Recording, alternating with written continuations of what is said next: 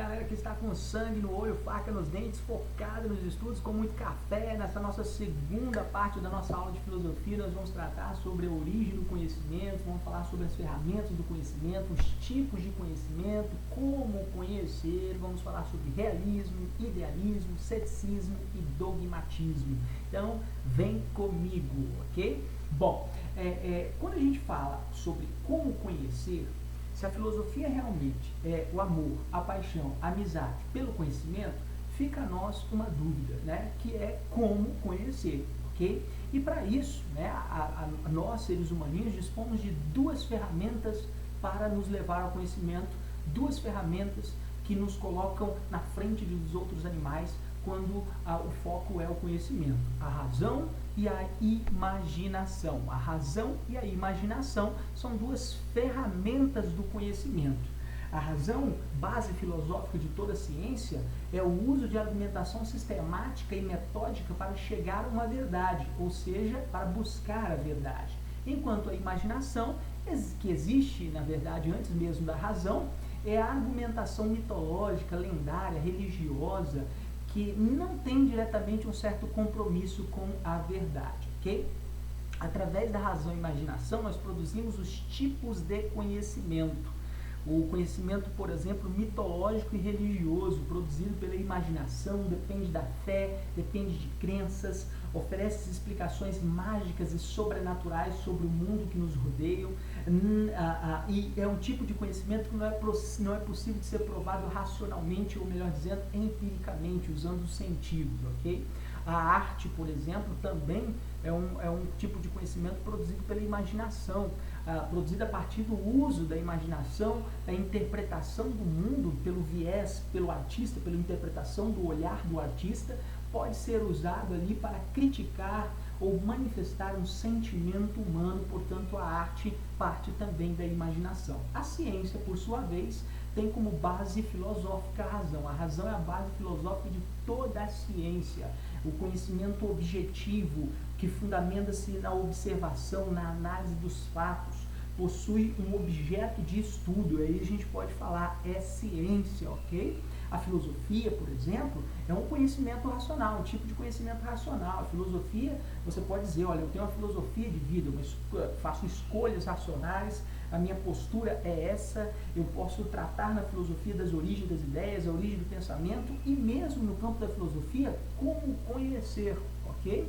E nós temos aquele conhecimento que vive entre os dois mundos, entre a razão e a imaginação, que é o conhecimento de senso comum, um conhecimento intermediário, né? Um conhecimento que está lá entre a imaginação e a razão, adquirido pela tradição, muitas vezes passado de geração a geração, por intermédio dos valores, da tradição de um povo, de uma cultura, né?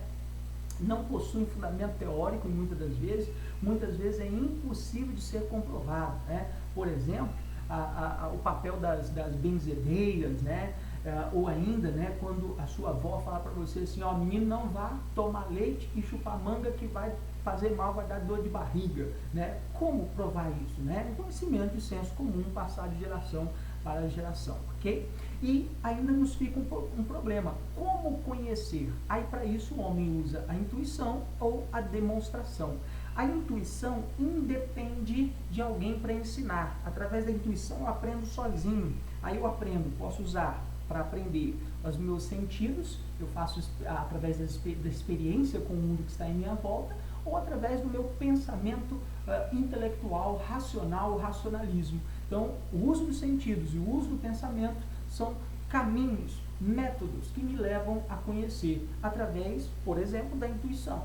Enquanto eu também posso aprender através da demonstração, que aí eu dependo de um interlocutor, alguém para me ensinar, através de uma argumentação, através de uma dissertação, e aí quando você faz lá a sua, por exemplo, a sua redação argumentativa, dissertativa, né? Você disserta sobre algo, você usa ali um encadeamento lógico de ideias, juízos de valores, de maneira lógica e racional, para argumentar sobre um determinado fato, ok? Então, conhecimento, como conhecer? Através da demonstração necessita de um interlocutor e através da intuição não necessita de um interlocutor.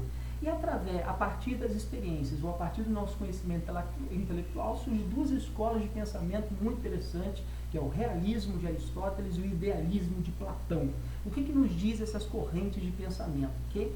O idealismo e o realismo marcam a relação entre o sujeito cognoscente, okay? O sujeito cognoscente é aquele cara que vai aprender, e o objeto do conhecimento, o objeto cognoscível. Okay? Aristóteles e seu realismo, por exemplo, nos diz que o mundo é real, é fruto de nossas experiências através dos sentidos, olfato, paladar, visão, audição, tato. Okay? Platão, em seu idealismo, nos diz que o mundo é ideia, fruto dos nossos pensamentos, pura e simplesmente é ideia. O mundo não existe de fato, ele é apenas nossas ideias, ideias do que concebemos sobre esse mundo. No realismo, portanto, o mundo se impõe sobre o indivíduo, enquanto no idealismo o indivíduo se impõe sobre o mundo propriamente dito. Okay? E o mundo é resultado de nossas ideias e pensamentos. O sujeito se impõe sobre o objeto propriamente dito. E aí, para fechar a nossa aula, é possível conhecer a verdade? Quando a gente usa o termo verdade, do latim verus ou verita, verdade é aquilo que corresponde à realidade do ser, à essência do ser, a essência última, a razão última do ser, ok? E aí nos fica o problema. Temos duas correntes de pensamento. Temos o ceticismo e o dogmatismo. O ceticismo é aquela atitude de dúvida frente ao mundo. A verdade, para os céticos, não passa de uma ilusão. É impossível conhecer a verdade de fato, segundo os céticos. E a verdade, ela pode ser relativizada, ok? O dogmatismo é uma atitude de afirmação. A verdade, ela é possível de ser atingida e encontrada, sendo necessário um esforço intelectual, racional, portanto. O grande problema dessas duas correntes digamos assim, né, o dogmatismo, quando ele se transforma em fundamentalismo, ou seja, aquela mistura de dogmatismo, né, verdades absolutas, com fanatismo, e aí se transforma em um fundamentalismo, e o grande problema, digamos assim, do pensamento cético é o relativismo, porque nem tudo pode ser relativizado. Por exemplo, eu não posso relativizar a criminalidade, a violência, o roubo. Roubar é roubo, roubo é roubo, não existe roubo menor, roubo maior, crime menor, crime maior. Um crime é crime, errado é errado. E galera, a gente fica por aqui na nossa aula. Grande abraço, foco nos estudos, sangue no olho, faca nos dentes e até a próxima. Tchau, tchau, galera!